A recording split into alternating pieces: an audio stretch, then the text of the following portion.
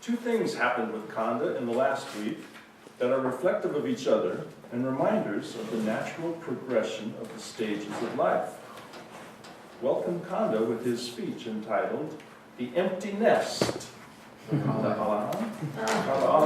Empty Nest.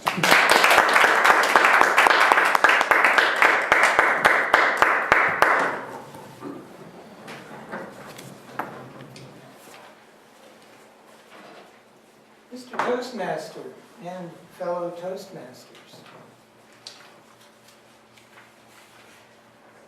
on our back patio, in our backyard of our home, we have lots of little nooks and crannies where over the past several years we have discovered that birds love to make little nests in the nooks and crannies on our back patio. My wife has taken a real interest in this. She really loves to draw birds to our home, and she's put little bird feeders up on the back patio as well. She has also purchased a couple little birdhouses and set them on shelves near the back door of our home. And it is with great anticipation when birds come, make their nests, and in time we hear little chirping of little baby birds and the parents running ragged, going out into the field to get little bugs and goodies for their little babies and coming back and forth, coming back. And the chirping gets louder and louder, and then one day we come out and there's no chirping left. We don't hear anything. What happened to the baby birds? Were they taken by predators, or did they just fly off, or what? We don't know. They just disappeared. Well, let's scroll back some 40 years. In fact, specifically this June 30th, it will be 40 years that my wife and I got married and moved to Hawaii, where we found a little 2-bedroom duplex on the side of the 1,500-foot mountainside in Kona, overlooking the Pacific Ocean, where we could watch every night $1 million sunsets over the ocean. Well, it wasn't an easy life. We struggled. It was a small duplex, and we both worked as waiters in tourist restaurants to make ends meet. However, without difficulty, we did in 10 months have our first child. Our son was born to us, and we discovered the moment of his birth was the most transformative, changing moment in my wife and my life, when we as a couple became a family. Our life no longer centered around each of us or both of us, but it centered around our son. We cared for him, we nurtured him, we fed him, we took him to the doctor, we did all sorts of things for him. Our life revolved around him. Well, before he became a toddler, before he was able to start talking, we moved back to the mainland. We situated ourselves in Southern California, near my parents' home in Southern California. We found a small 2-room farmhouse at the western edge of town, where I got a job again as a waiter. My wife stayed home and took care of our son.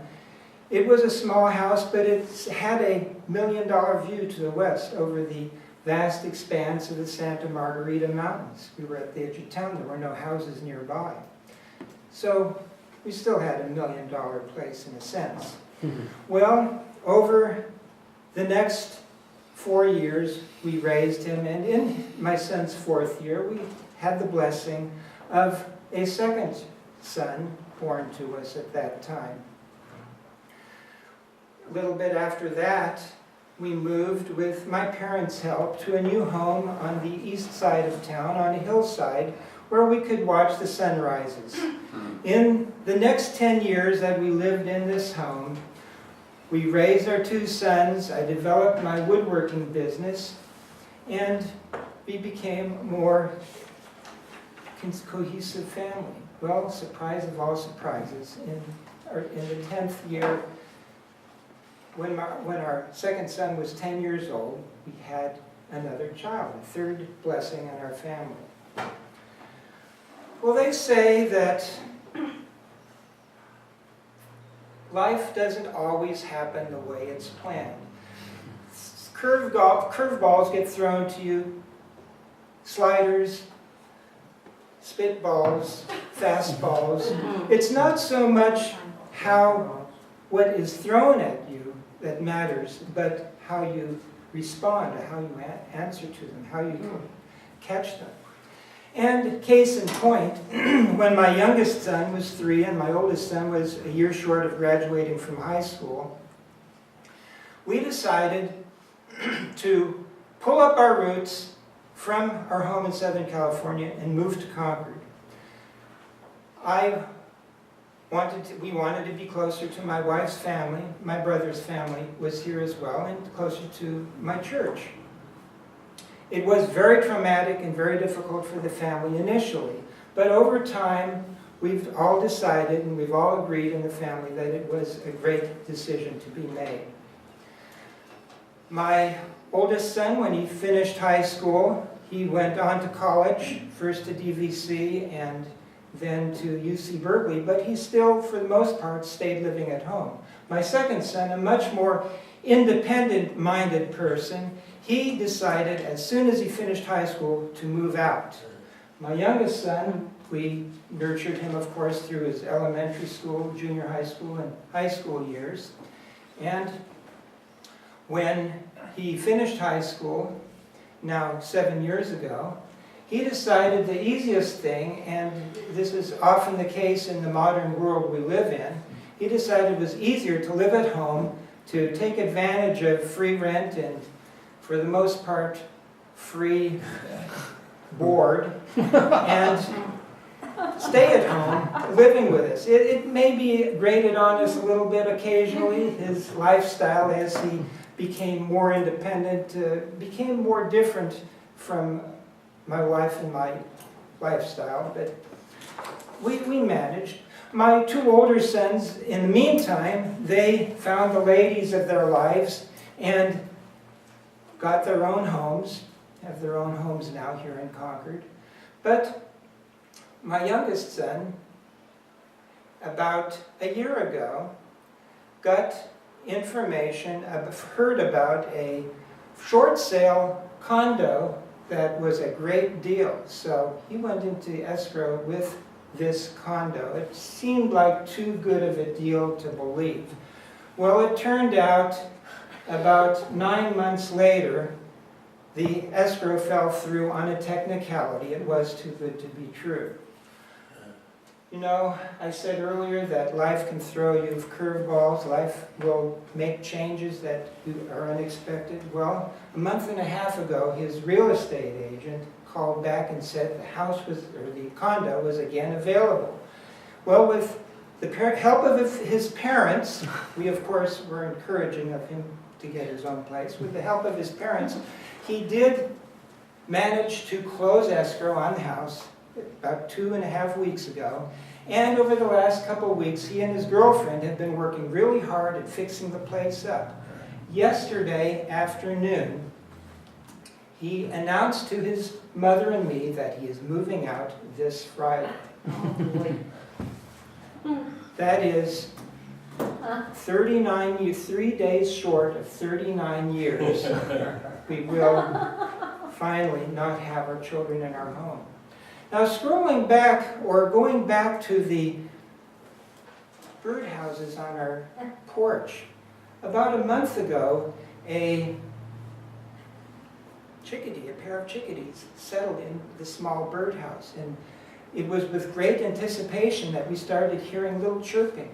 My wife would especially take close attention to it, and she called me last Friday. The babies are sticking their head out of the nest. They're about to fly away. Hurry home, we want to take some pictures. So I drove home from work. I went in the house to get the camera, and my wife called me, 2 of the chicks just flew away. So I went out, came outside just in time to see a little bird flutter away from the bird house and land on the eave of our detached garage.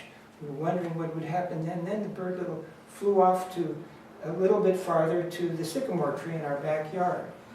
It was a wondrous thing to see this change in the lives of the birds. Mother and Daddy Chickadee had an empty nest. My wife and I looked at each other and realized that, yes, we, after 39 years, 3 days short of 39 years, we will have an empty nest too. My sons, who knows what is in store for the birds, whether they will make it through with the wild world that they will live in, only God knows. But for my sons, I know that they are feathering their nests and starting up their lives in days and years to come. And it is with great anticipation we find out what it shall be.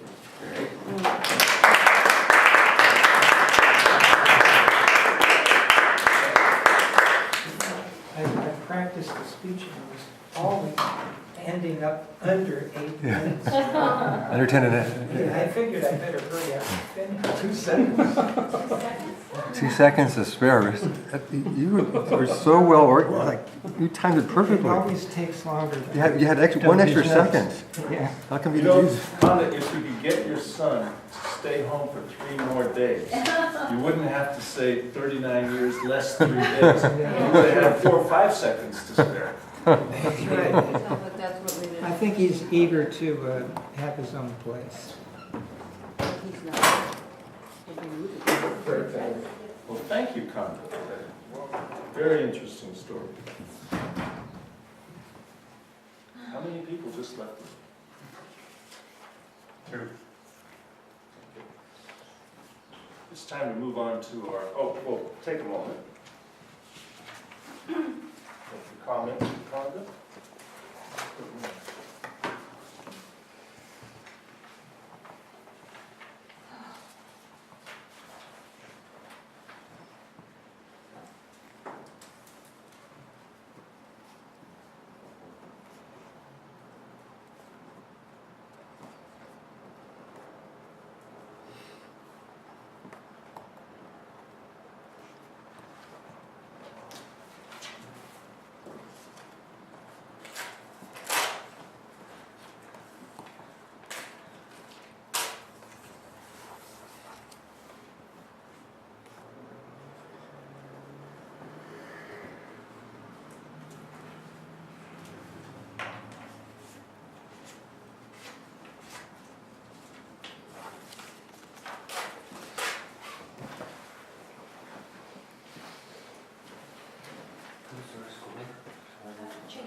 Yeah.